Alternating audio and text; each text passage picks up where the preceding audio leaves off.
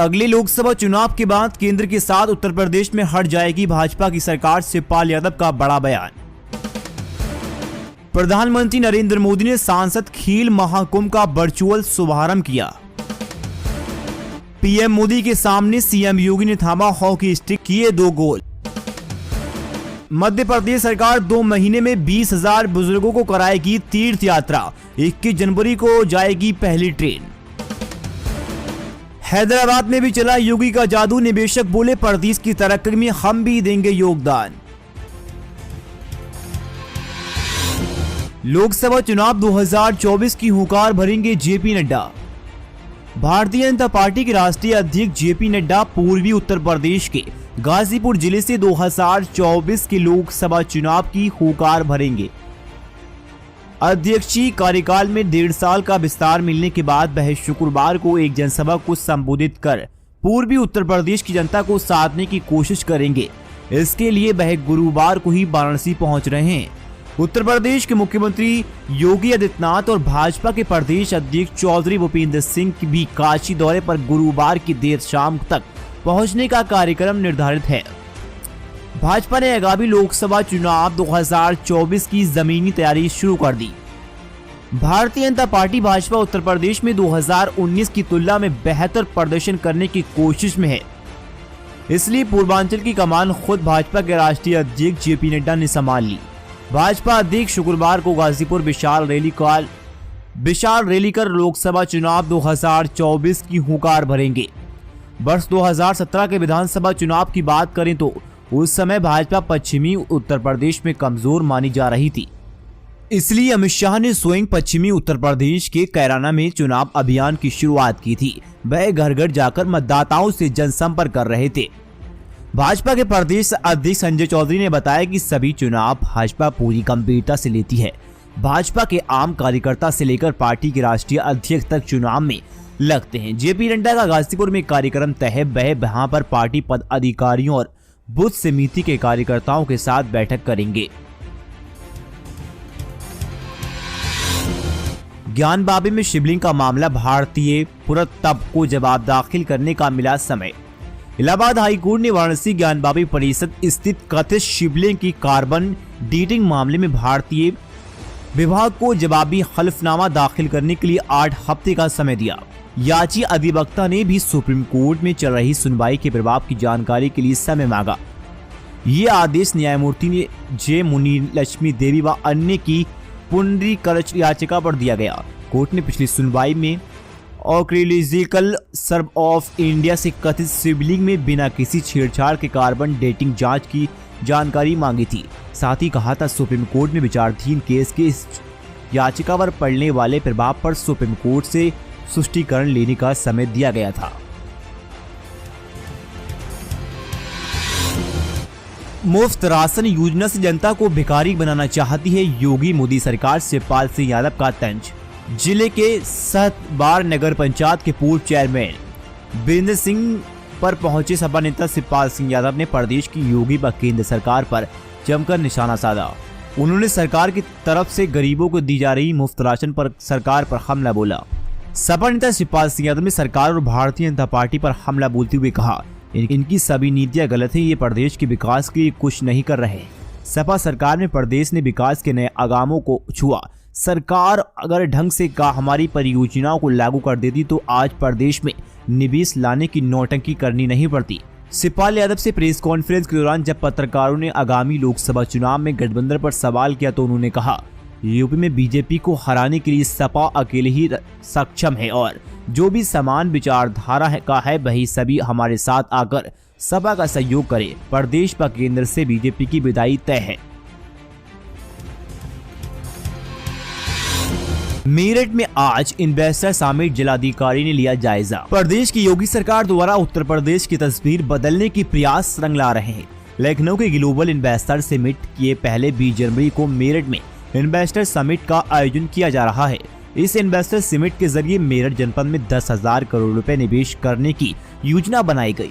शुक्रवार को NH 58 bypass स्थित होटल बराबरा गोल्ड रिजॉर्ट में इन्वेस्टर समिट का आयोजन किया गया। इन्वेस्टर समिट में निवेशकों को आयोजनाओं के योजनाओं के बारे में जानकारी दी गई और समाधान किया गया। विभिन्न उत्पादों के स्टॉल लगाए जाएंगे।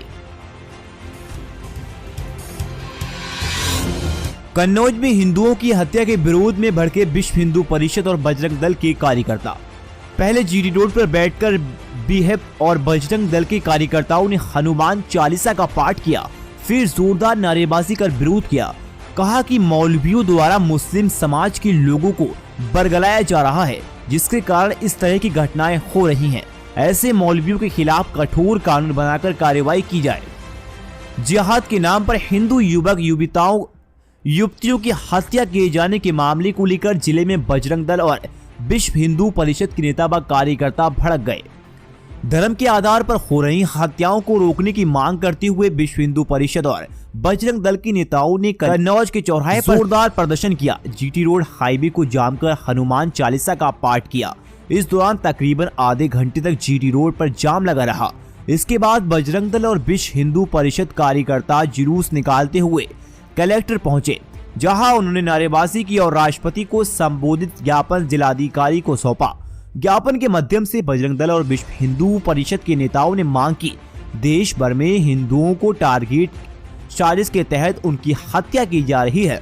मुस्लिम समुदाय के अवयस्क युवकों को भड़काकर हत्या करवा रहे हैं। इन हत्याओं को अंजाम देने के बाद हत्यारों को सजा होनी चाहिए और कानूनी लाभ मिल जाता है। मैं पहलवान नहीं हूं, मैं क्या बोलूं, केशव प्रसाद मौर्य। उप मुख्यमंत्री ने तंज कसते हुए कहा, एक बार फिर बाबा विश्वनाथ का दर्शन कराए, उनको सद्बुद्धि मिल जाएगी। बात बात पर ट्वीट कर टेंट सिटी और काशी के पर्यटन का माहौल न उड़ाएं। केशव प्रसाद मौर्य ने जाति और धर्म के नाम पर कार्य खत्म होने वाला है। एक सवाल के जवाब में उन्होंने कहा, तेलंगाना में 2024 का आम चुनाव से पहले विधानसभा का चुनाव होने वाला है। यहाँ भी बीजेपी की सरकार आने वाली है। राहुल गांधी की भारत जोड़ो यात्रा पर कहा, एक ऐसे परिवार में जन्म लिया जिससे देश में परिवार को बढ़ावा दिया, जिनको देश के बारे में जानकारी नहीं है। भारत जोड़ो यात्रा से अच्छा होता कि वह भारत को जानने की यात्रा निकालते। भारतीय रिजर्व बैंक के पूर्व गवर्नर रघुराम राजन का बयान, राहुल गांधी स्मार्ट व्यक्ति हैं, पप्पू नहीं, के सवाल पर मुख्यमंत्री ने कहा, हमने कभी राहुल गांधी को पप्पू नहीं कहा, रघुराम राजन ने ही उनको पप्पू कहा। भारतीय कुश्ती महासंघ अध्यक्ष ब्रजेश भूषण शरण सिंह को लेकर छिड़े बवाल पर उप मुख्यमंत्री ने कहा, मैं पहलवान नहीं हूं, मैं क्या बोलूं और इसके बारे में मैं कुछ नहीं कह सकता। ये मामला देश से जुड़ा है, केंद्र सरकार का है। पीएम मोदी संग परीक्षा पर चर्चा करेंगे शिवांगी, यूपी से 2 का हुआ सिलेक्शन। गोरखपुर केंद्रीय विद्यालय नंबर 1 की छात्रा शिवांगी कुमारी का चयन नई दिल्ली में आयोजित होने वाला है। कार्यक्रम परीक्षा पर चर्चा हुआ। शिवांगी इस कार्यक्रम में प्रधानमंत्री मोदी के साथ संवाद करेंगी। अपर राज्य परियोजना निदेशक समग्र शिक्षा ने उत्तर प्रदेश से 2 का चयन किया है, जिसमें एक शिवांगी है। शिवांगी इस उपलब्धि पर उनके परिवार के साथ ही विद्यालय के सभी लोग काफी खुश हैं। मथुरा में आएगा 18,000 करोड़ का निवेश, 50,000 से अधिक लोगों को मिलेगा रोजगार का अवसर। फरवरी महीने में दिवसीय ग्लोबल इन्वेस्टर समिट आयोजित होने जा रहा है। सरकार इसको लेकर तमाम तैयारी कर रही है। इसके इन्वेस्टर समिट से देश विदेश की तमाम कंपनियां हिस्सा लेंगी। सरकार ने इस समिट के माध्यम से प्रदेश में 10 लाख करोड़ के निवेश की उम्मीद जता रही है। ग्लोबल इन्वेस्टर समिट को लेकर तैयारियां अपने अंतिम दौर में है। इससे पहले प्रदेश के मथुरा में इन्वेस्टर समिट का आयोजन किया गया। कई कंपनियों के CIO मौजूद रहे। इस इन्वेस्टर समिट में मथुरा सांसद हेमा मालिनी भी मौजूद रहीं। इस इन्वेस्टर समिट में 140 MOU पर हस्ताक्षर किए गए। वहीं जनपद में इस इन्वेस्टर समिट में 18,000 करोड़ के निवेश का प्रस्ताव किया गया, जिससे जिले में 50,000 से अधिक लोगों को रोजगार के अवसर उपलब्ध होंगे। सबसे ज्यादा निवेश के ऑफर अतिथि और स्वास्थ्य क्षेत्रों में आए हैं। इसकी जानकारी मथुरा के जिलाधिकारी ने दी। G20 से पहले चमकेंगे यूपी के सभी शहर, डिजिटल यूपी की ताकत से रूबरू होंगे विदेशी मेहमान। यूपी के 4 शहरों में आयोजित होने जा रहे G20 सम्मेलन प्रदेश के सभी नगर निकायों के बढ़ावा देने पर अवसर मिलेगा। मुख्यमंत्री योगी आदित्यनाथ के निर्देश के बाद नगर विकास विभाग की तैयारियों को अगले जमा पहनाने में जुट गया। विभाग ने राज्य के सभी निकायों की G20 सम्मेलन को लेकर तैयारियां जुटाने का निर्देश दिया। नगर विकास मंत्री A.K. शर्मा ने बताया, प्रदेश को G20 की मेजबानी का अवसर मिला। ये राज्य की बेहतरीन छवि प्रस्तुत करने का एक सुनहरा अवसर है। उन्होंने बताया, अतिथि को सत्कार की हमारी परंपरा रही। इस बार हम अपने नगरों को साफ सुथरा, स्वच्छ और सुंदरीकरण करके दुनिया भर में आने वाले अतिथियों का स्वागत करने जा रहे हैं।